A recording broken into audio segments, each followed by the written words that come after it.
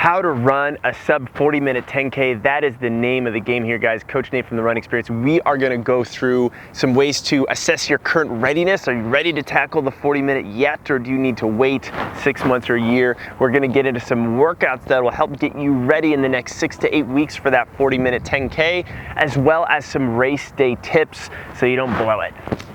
So when we're talking about this sub 40-minute 10K, really what we're talking about is the ability to run, a 6:26-minute mile. That'll get you right on the nose. If you want to be safe and just under 40, we're talking about a 6:25-minute mile, or of course, a 4 minutes per 10 or per individual kilometer pace. I'm going to talk about pacing in kilometers because we're going to be doing some track workouts. I may be switching back and forth to miles. Guys, I can't help it. I'm American. I'm going to go back and forth. I know some of you guys will be able to follow along as we go. But before we get into that, what I want to talk about is just the ability to assess your readiness right now and to determine when you actually want to take a crack at this thing.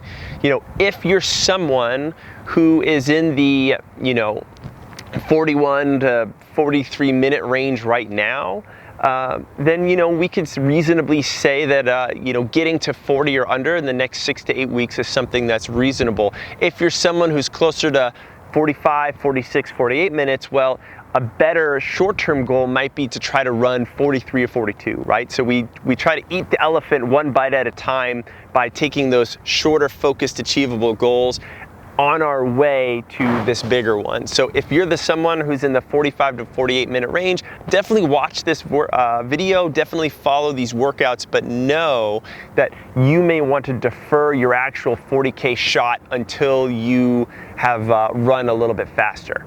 Now, another way, if you don't know where you're currently at time-wise, or your best 10K is not something that's happened in the last 6 months to a year and you're not really in running shape anymore, is to get a good snapshot of where you're currently at right now. We could do that a number of ways. You could go out the door right now and run a 30-minute tempo time trial. That'll give you a sense of where you're at currently from a fitness perspective. Of course, you could drop in and do a 5K or a 10K race too. We could probably say safely that if you're struggling to run a 20-minute 5K or under, well, obviously the doubling that and running the same pace is going to be difficult as well. So we can try to give ourselves this sense, hey, am I in the right ballpark? If I am in the right ballpark, these next workouts over the next 6 to 8 weeks are going to help get me there and set me up for success.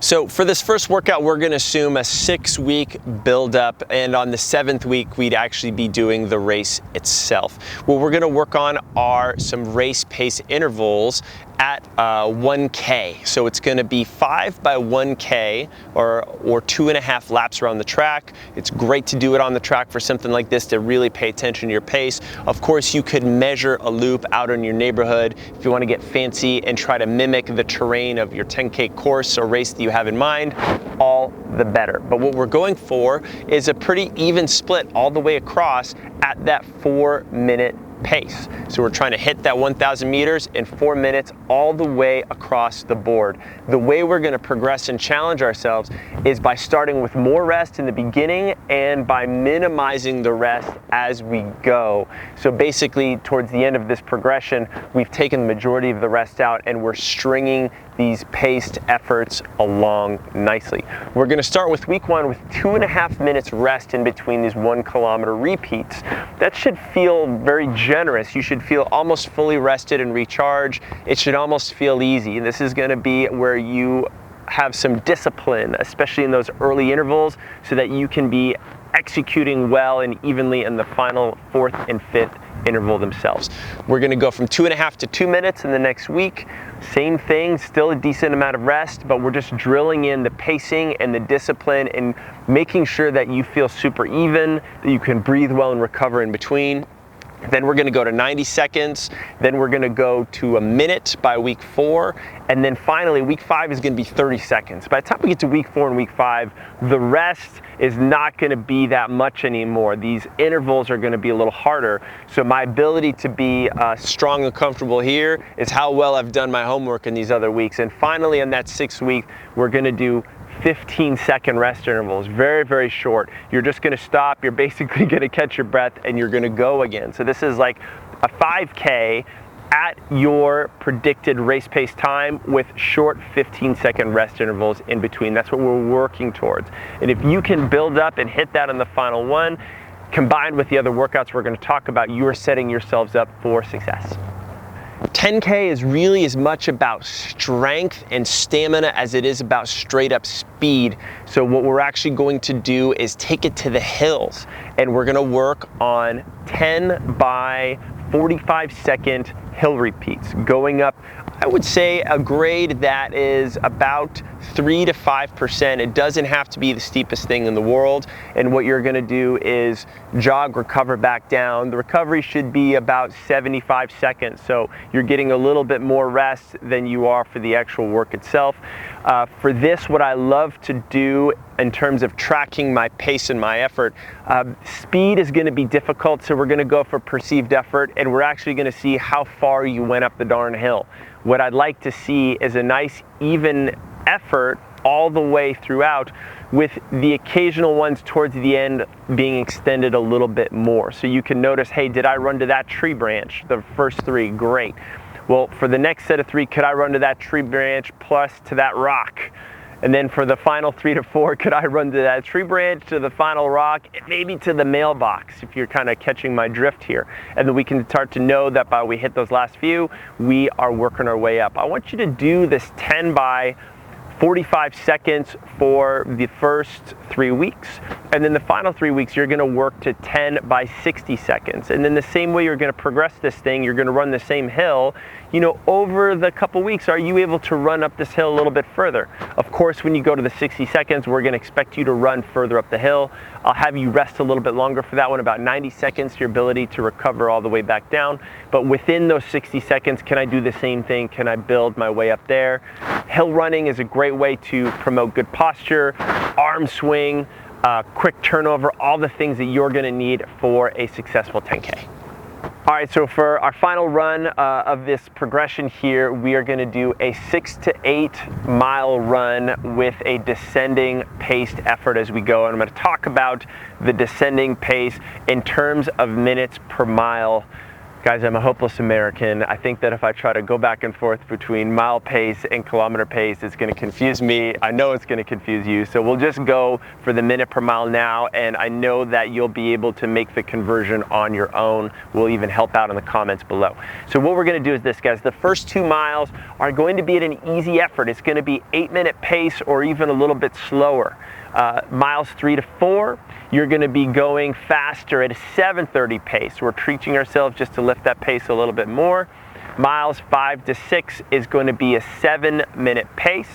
And then miles 6 to 7 is going to be 6:45. And then 7 to 8 is going to be 6:45 or below. So what we're trying to do is train our ability to start slow, finish fast.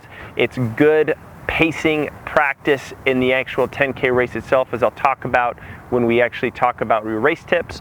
And the other thing it starts to do is give us some good, sub-threshold training where we get some exposure at finishing at those faster paces without beating ourselves up too much. I think one of the biggest mistakes we can make as runners is, I want to run this time, so every single run is going to be try to run at that minute per mile pace. You're just going to ground yourself up and cheer yourself out. So this is a nice way to get some good easy miles in, build up that aerobic threshold, but then finish fast.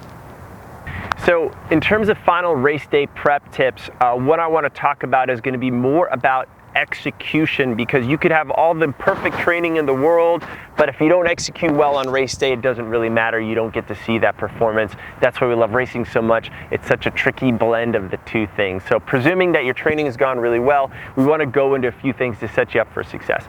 The first thing we want to talk about is knowing the course. I can't tell you how important it is to actually know the roads you're racing on. It has been scientifically proven that perceived effort on unfamiliar terrain is higher than it is on terrain that we know well. And basically what that means is that when you're running on roads you don't know, even though you see that mile 4, mile 5 sign, because you don't know where you are, you feel further away, and basically the effort feels harder, and you've got this, you know, little part of your brain putting the brakes on just to save a little bit for the end. Whereas when you know the terrain and the course, you know exactly where you are, and you can confidently hit the gas pedal, which is what we're going to need for this 10K. Make sure you've got a nice warm-up in. Don't just shed the sweats off and immediately go. Get some run drills in. We've got some great videos on that, on some high knees, some butt kicks. Get into your little race routine. It's so important to have that. Whatever gets you that blend of excited but still kind of staying calm, you know, keeping it for the race will be that good blend for you there. On the actual start of the race itself, guys, the first 2 to 3 miles is all about discipline. I cannot tell you how important it is to be disciplined there. You're going to see a bunch of guys that look like they're your speed, they might be your friends, and they're going to go rocketing off. If an athlete on the starting line goes rocketing off, it's for 2 reasons. One, they're faster than you, and they're not going to see them until the finish line. That's just fine. The second reason is that they're not as disciplined as you are, and you're going to see them later, right? So if they take off, know it's going to be for one of those 2 reasons.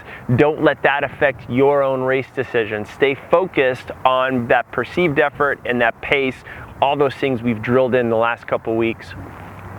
Finally, miles 4 and 5 are going to require the most mental focus. You're past halfway. There's definitely that, you know, initial excitement and little, you know, testosterone boost has probably gone away too, and you just need to dial in, buckle down, focus on breathing. That's going to be the things that's going to keep you going for miles 4 and 5, breathing and rhythm.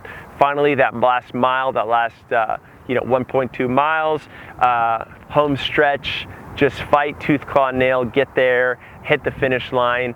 Hopefully you made it. If you didn't make it, hopefully you were close and you learned something that you can put into your next effort. Hey, if you liked these workouts in this video, you will definitely like the 2-week quick start program that we have for you for today. Lucky, lucky you. All you need to do to get these 2 weeks of not only run workouts, but our favorite body weight strength training exercises and at-home injury prevention mobility exercises is to click the link at the end of this video. There's also a link down in the description where you can go hit that. It'll take you to a page, re-enter your name and email, and I'll be able to send you that 2-week program. You're really gonna love it. It's gonna make such a big difference in your running. Of course, if you liked the video, let us know. Hit that like button down below. Any comments or questions you want to tell us about your 10K successes or your other 10K woes, drop those down in the comments too. And of course, subscribe to our channel, guys. We've got so many great videos coming at you each and every week, and we want you to see them. Speaking of, I go film another one. Guys, I'll go ahead and catch you later.